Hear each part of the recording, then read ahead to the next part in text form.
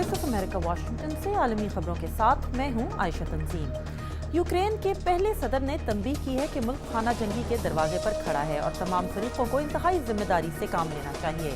Opposition का मुतालबा है कि मुल्क में जल्द इलेक्शन करवाए जाएं। 500 यूरोपीय फौजियों पर मुश्तमिल एक दस्ते को जमहूरिया वस्ती अफ्रीका रवाना कर दिया गया है। ये फौजी वहाँ पहले से मौजूद फ्रांसीसी और अफ्रीकी फोर्सेस की मदद करेंगे। मुल्क में फिरका वाराना फसादात की वजह से तशद्दुद में 1000 से ज़ायद अफराद हलाक हो चुके हैं।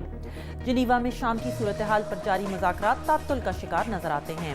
अक़वाम मुत्तहिदा के तहत होने वाले इन मुज़ाकरात में अब तक सदर बशार अल असद के मुस्तक़बिल और मुल्क के मुख्तलिफ इलाकों में हंगामी इमदाद पर कोई पेशरफ्त नहीं हुई। और मंगल की रात अमरीकी सदर बराक ओबामा ने कांग्रेस से अपने सालाना खिताब में मुतालबा किया है कि इस साल क्यूबा में वाक़ई हिरासती मरकज़ गुआंतानामो बे को खत्म करने के लिए कानून बनाया जाए। ये थी आलमी खबरें वॉइस ऑफ अमेरिका वाशिंगटन से।